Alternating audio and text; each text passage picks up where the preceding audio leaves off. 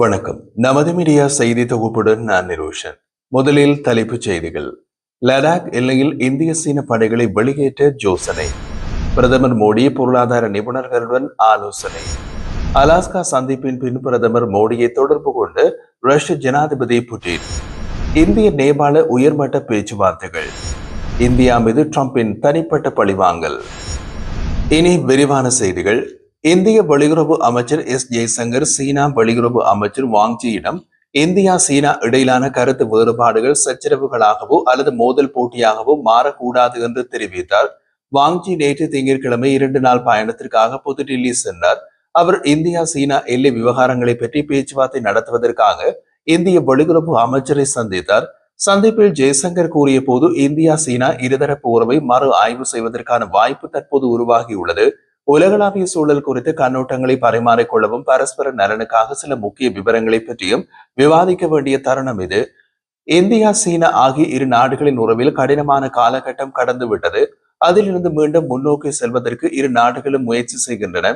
இதற்கு வெளிப்படையான ஆக்கப்பூர்வமான அணுகுமுறை அவசியம் என்றார். இந்த முயற்சிகள் பரஸ்பர மரியாதை, பிரச்சனைகளை கவனமாக கையாளுதல் மற்றும் பரஸ்பர நலனை இரு நாடுகளையும் வழிநடத்த வேண்டும். கருத்து வேறுபாடுகள் சச்சரவுகளாகவோ அல்லது மோதல் போட்டியாகவோ மாறக்கூடாது என்றார். அவரது கருத்தில் எல்லை பகுதிகளில் அமைதி, சமாதானம் மற்றும் இரு நாடுகளின் படைகளை விலக்கும் நடவடிக்கைகள் உறவுக்கு ஆதாரமாகும். குறிப்பாக கிழக்கு லடாக் எல்லையில் குவிக்கப்பட்ட இரு நாட்டு படைகளை விலக்கி அமைதியை ஏற்படுத்தும் நடவடிக்கைகளை தொடர வேண்டியது அவசியம் உள்ளது.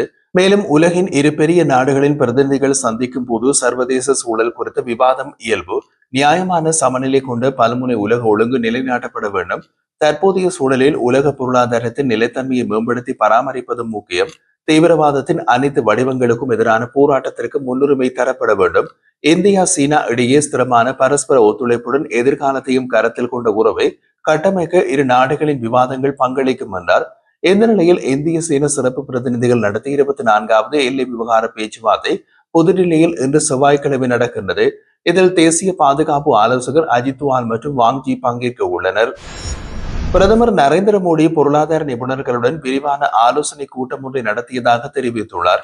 இது குறித்து அவர் தனது எக்ஸ் தள பக்கத்தில் வெளியிட்ட பதிவில் அடுத்த தலைமுறை சீர்திருத்தங்களை செயல்படுத்துவதற்கான திட்டங்களை விரிவாக பரிசீலித்தோம்.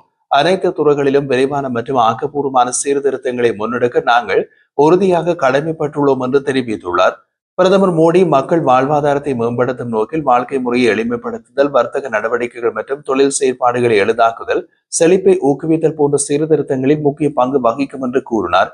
இந்த ஆலோசனை கூட்டத்தில் முக்கிய அமைச்சர்கள், உயர்நிலை செயலாளர்கள் மற்றும் பொருளாதார நிபுணர்கள் கலந்து கொண்டு கருத்து பரிமாறினர்.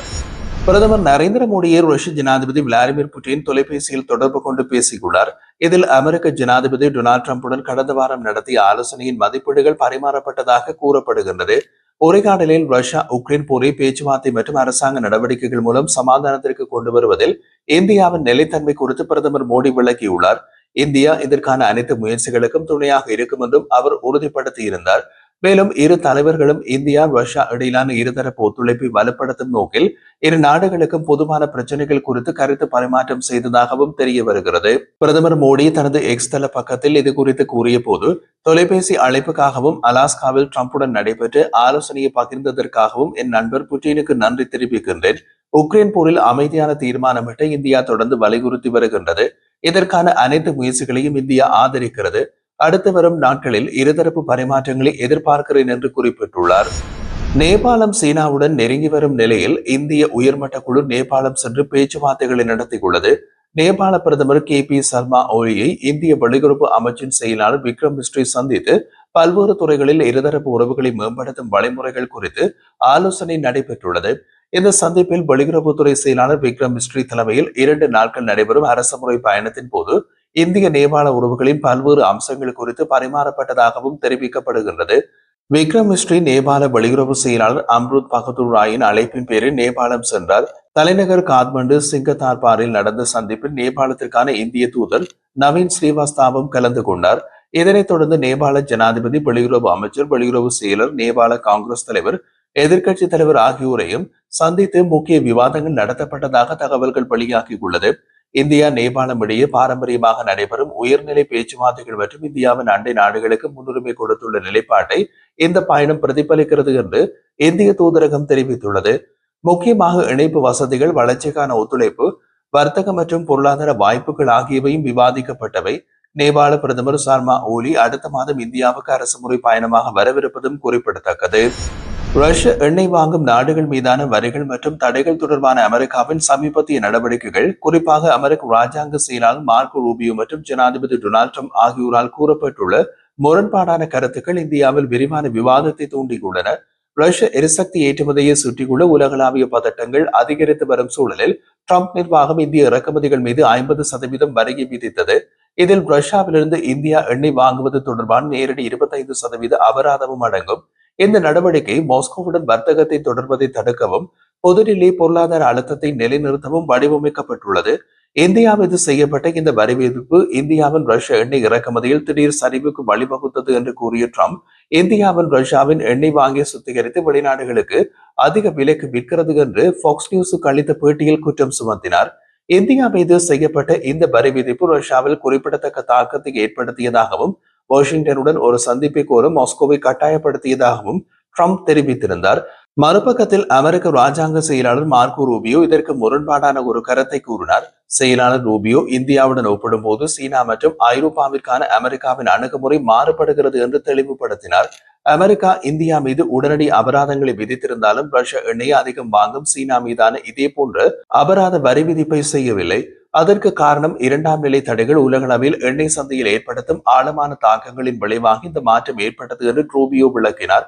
சீனாவை குறிவைப்பது பரவலான இடையூறுகளை உருவாக்கும் என்றும் அவர் குறிப்பிட்டார். மேலும் கூறியவர், சீனா தான் வாங்கும் ரஷ்ய எண்ணெயில் பெரும்பகுதியை சுத்திகரித்து பின்னர் உலக சந்தையில் விற்பனை செய்வதால் நேரடி தடைகள் உலகளாவிய விலைகளை அதிகரிக்கும், அத்துடன் பல நாடுகளை விநியோக சங்கிலிகளை சீர்குலைக்கும் என்றார். ரஷ்யாவிலிருந்து சீனா எண்ணெய் இறக்குமதியை தொடர்ந்து செய்வதை தடுக்கும் எந்த ஒரு முயற்சியும் ஒரு சங்கிலி விளைவை ஏற்படுத்தக்கூடும். அது இறுதியில் உலக அளவில் வாங்குபவர்கள் அதிக பணம் செலுத்தவோ அல்லது மாற்று ஆதாரங்களை தேடவோ கட்டாயப்படுத்துகின்றது. இதனால் உலகளவில் பொருளாதார நிலைத்தன்மைக்கு அச்சுறுத்தல் ஏற்படுத்தும் என்று ரூபியோ கூறினார். இதில் உள்ள முக்கிய விஷயம், சீனாவுக்கு கூறப்பட்ட அதே காரணம் இந்தியாவுக்கும் பொருந்தும். இந்தியாவும் ரஷ்யாவிடம் கச்சா எண்ணெயை வாங்கி சுத்திகரித்து ஐரோப்பாவுக்கு விற்கின்றது. அதை ட்ரம்ப் வெளிப்படையாகவே கூறியிருக்கிறார். அப்படி இருந்தும் இந்திய பொருட்களுக்கு கூடுதல் வரி விதிப்பு செய்துள்ளார் ட்ரம்ப். இது தொடர்பாக அமெரிக்க செனட்டில் நடந்து வரும் விவாதங்களை ரூபியோ ஒப்புக்கொண்டார். அமெரிக்க செனட் ரஷ்யாவின் எண்ணெய் கொள்முதலுக்கு இந்தியா மற்றும் சீனா ஆகிய இரு நாடுகளுக்கும் 100% வரை வரி விதிக்கும் மசோதா முன்மொழிகின்றது. மேலும் அமெரிக்க கொள்கை வகுப்பாளர்கள் ஐரோப்பிய நாடுகளிடமிருந்து கணிசமான கருத்துக்களையும் கவலைகளையும் பெற்றுள்ளனர் என்பதை இது குறிக்கின்றது. ரஷ்ய எரிசக்தியை, குறிப்பாக இயற்கை எரிவாயுவை இன்னமும் ஓரளவு சார்ந்திருக்கின்றது ஐரோப்பா. ஆனால் ஐரோப்பா மீது அபராத தடை விதிப்பு கிடையாது.